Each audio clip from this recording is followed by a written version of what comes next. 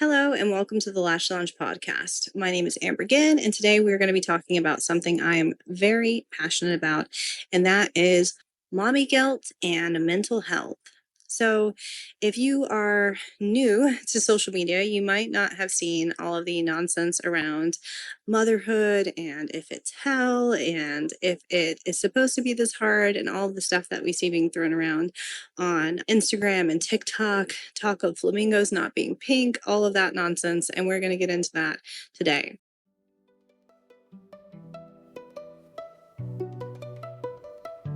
I'm Amber Ginn, IBCLC, and empowering moms in their breastfeeding journey is what I do. Breastfeeding comes with a lot of opinions. Your doctor, your mother-in-law, that random lady at the park, and it can leave you feeling like you're constantly second-guessing yourself. That's why I created the Latch Lounge podcast, to cut through the noise and give you real, judgment-free, no BS advice that actually helps.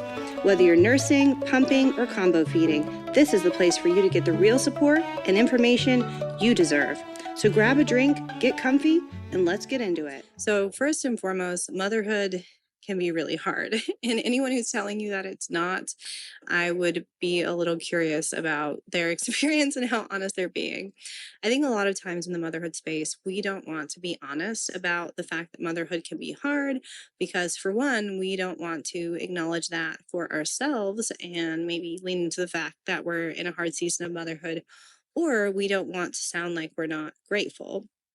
I completely get where moms are coming from and not wanting to sound ungrateful, but denying the reality of a situation and denying our experience within a situation does not benefit us or give us any better outcomes when it comes to being a good mom. So, I definitely think we have a lack of nuance around how hard breastfeeding can be on us mentally. I think there's this double edged sword because a lot of formula companies utilize that narrative to try and sell us formula. They're like, oh, breastfeeding is hard, so just don't do it and buy this formula. It's really great and it's organic.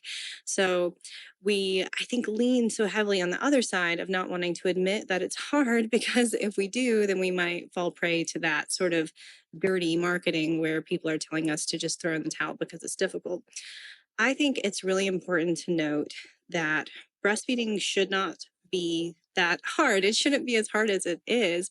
And we have a lot of just confounding factors that make it a lot more difficult than it needs to be, lack of support being one of those. So within my practice, I am really big on supporting the moms I work with their entire being as a person. We're not just focused on your boobs. At my practice, we're focused on your mind and your heart and your nutrition and everything else, because all of those things really weigh heavily in our experience of motherhood as a whole.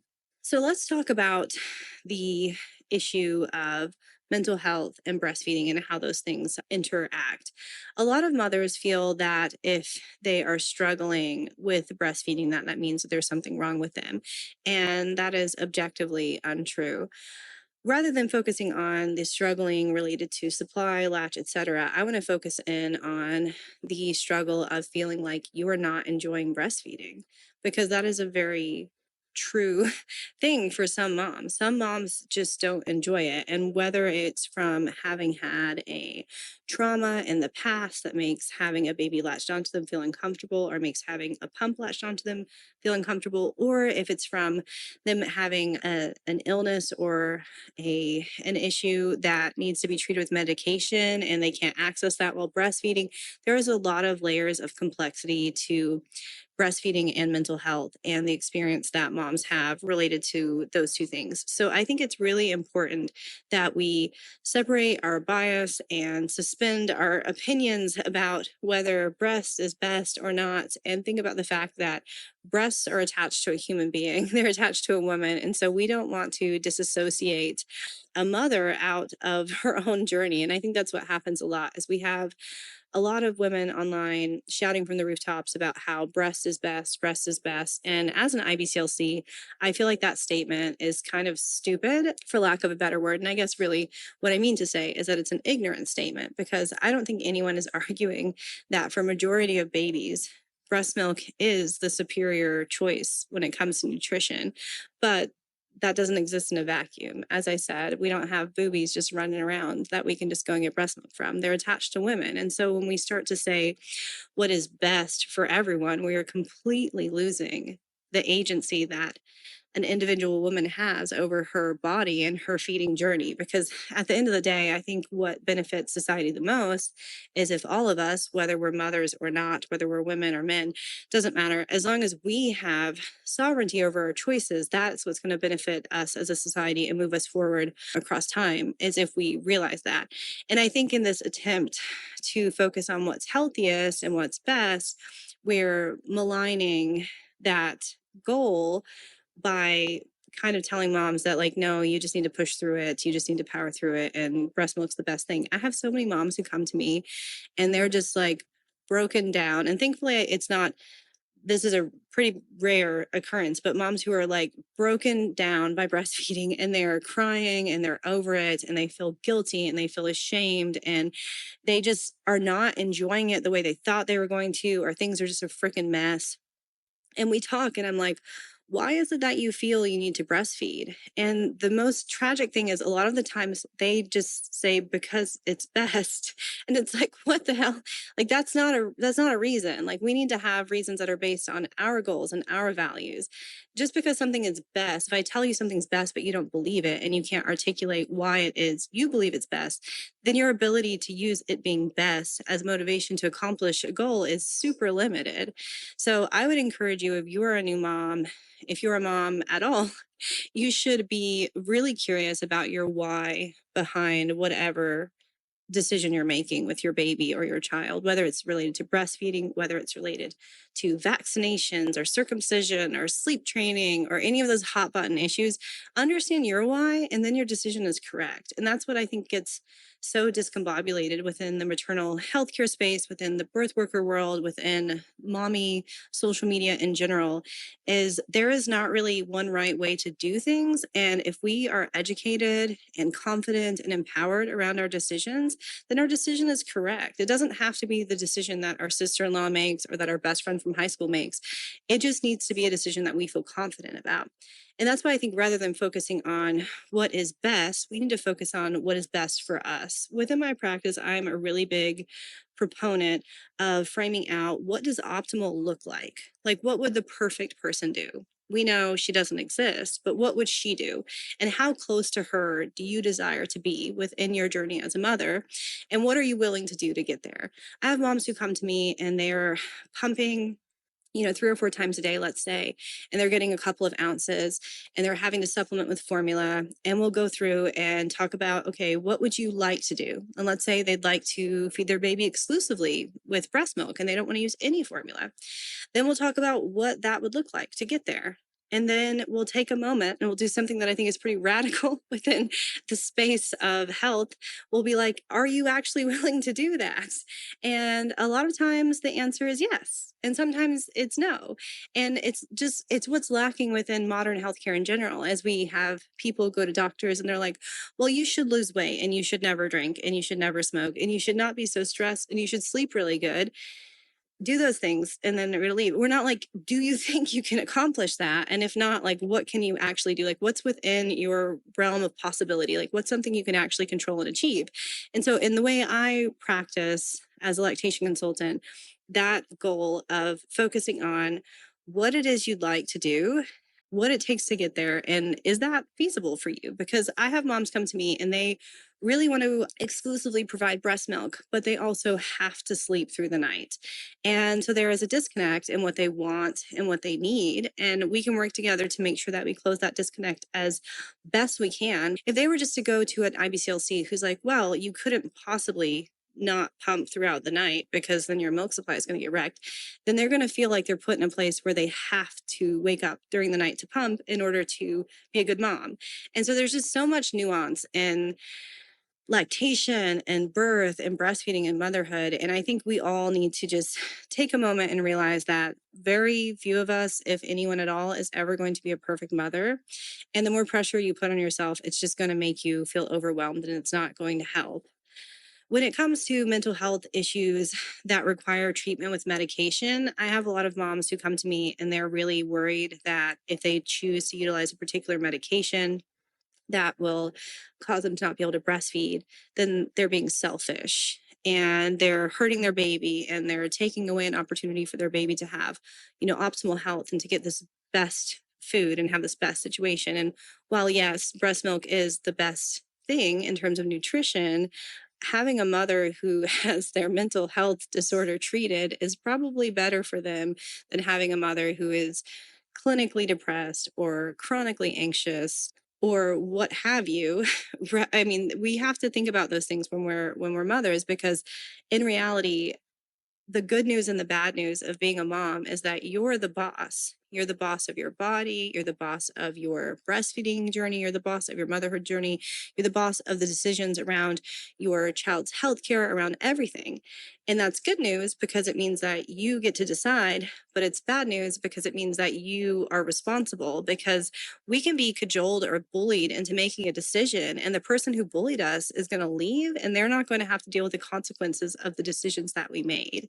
So I think it's super duper important that we remember that that is a double-edged sword. Responsibility, what's the Spider-Man thing with great responsibility? I don't remember, but pretty much you need to remember that when you are tasked with raising a child, with being a mother, you get to make the choices, but you're also responsible. So if you're making choices that are not aligned with your actual values, at the end of the day, you're probably going to have regret and guilt around those decisions if they don't work out the way that you want.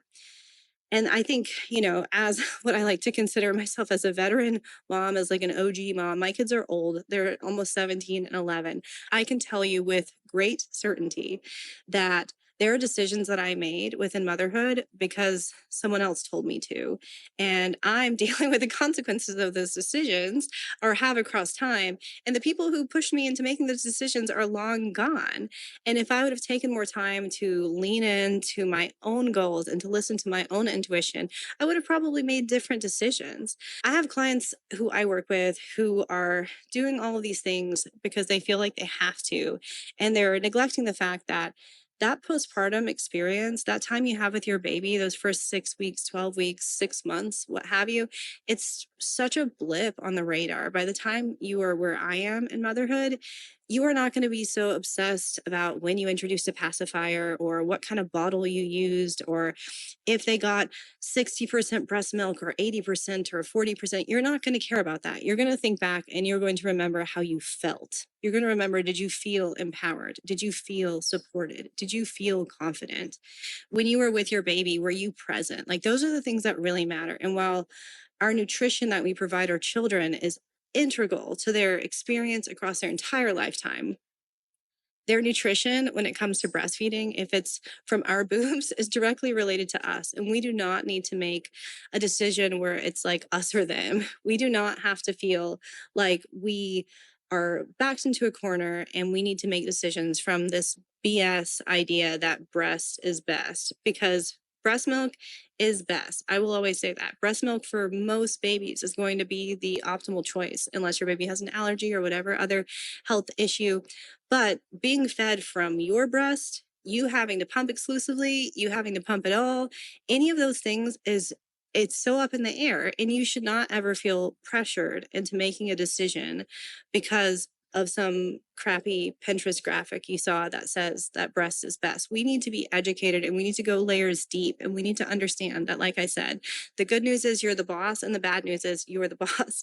You have to understand why you're making your decisions, because that chick on TikTok who had a really compelling mom shamey video go viral about how you're selfish if you don't breastfeed, she's not going to be there for you in the middle of the night. She's not going to be there for you when your kid is 2 years old or 6 years old. And like I said, as a mom who has older children, your kids are going to be freaking proud of you and so grateful to you, whether you decided to breastfeed them or whether you went straight to formula. And that might piss some lactation professionals off to hear me say that, but it is the truth. They're going to love you. They're going to be proud of you. They're sometimes going to be embarrassed of you, but it won't matter either way. As a mom, in terms of it's not going to matter to them. They're not going to judge you and make those decisions. Maybe they will when they're adults. I don't know, but they won't when they're kids. And I can say with great certainty as well as someone who has met so many children, I've met children who were breastfed and got the gentle parenting treatment their whole childhood, and they were freaking monsters. And I've met kids who were breastfed and slept with their mom and did all these nice things, and they're really sweet. And I've met formula fed kids who, they're eating great value chicken nuggets from a plastic bag at the park, and they're freaking angels. And then the same kids who their sibling is like a crazy person. So really, there's no cut and dry answer to how our kid's going to turn out. Really, we're all just doing our freaking best. So remember that if you are struggling with your mental health, do not let breastfeeding be like an extra layer onto that difficult situation. Do not feel like you are tasked with choosing between your own mental health and your ability to function and breastfeeding. Do not feel that you have to make a decision based on what someone else told you if that's not the decision that you want to make. Breastfeeding is complex, and the fact of the matter is it is 2025, and the support systems that moms need to be able to achieve these optimal outcomes within motherhood are not there. I'm doing my part to help provide that care to moms and provide really awesome, continuous, evidence-based, no BS, judgment-free support to mothers covered by insurance. But I'm one person. As my practice grows, will be more people, but it's lacking. So do not beat yourself up that the system is broken. And that's one thing that I'm going to end on this. One thing that really bugs me within the motherhood space, within the birth space, is that we have so many people trying to rage against the machine, but the machine they end up raging against is other moms. Judging other mothers because they are not supported and make different decisions than what you would make, or they make decisions that you don't think are ideal, it's not moving the needle. It's not helping anyone. So if I could ask anything of you guys listening to this, just remember that you are the boss. You get to decide what works for you. And being supportive and loving and uplifting other mothers is going to go so far, and it's going to really help make the world a better place. So we don't need any more mommy guilt. We don't need any more shame or embarrassment or judgment. We just need to be more supportive of each other. And we need to understand that there are systems out there that can support us within our breastfeeding journeys. And IBCLCs are not just for cracked nipples and bad latches. We are there to listen to you vent, cry, fuss, yell, whatever it is about your feelings. And we're here to validate those. So if you are ever struggling with your mental health, with decision making around infant feeding and what your care plan looks like in treating mental health, if you're dealing with mom shame, with guilt, with overwhelm, I'm here. Your insurance covers that care. You already pay for it. Reach out and get support because it's not supposed to be this hard. You are not broken. You are doing a freaking amazing job. And just remember that there is support out there for you.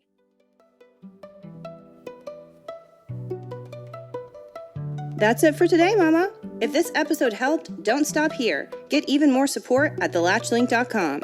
Need one-on-one help? Did you know your insurance covers free lactation care? If you have Aetna, Anthem, Cigna, Blue Cross Blue Shield, or UHC, you can get free virtual lactation care right from the comfort of your home. Check your coverage and book your session today at thelatchlink.com. And if you're looking for instant help with latch issues, grab my course, Latch Legend, for step-by-step fixes you can use right now. If you love this episode, subscribe and leave a review. It's the best way to help other moms find the support they deserve. Until next time, trust yourself, trust your baby, and know you are doing an amazing job.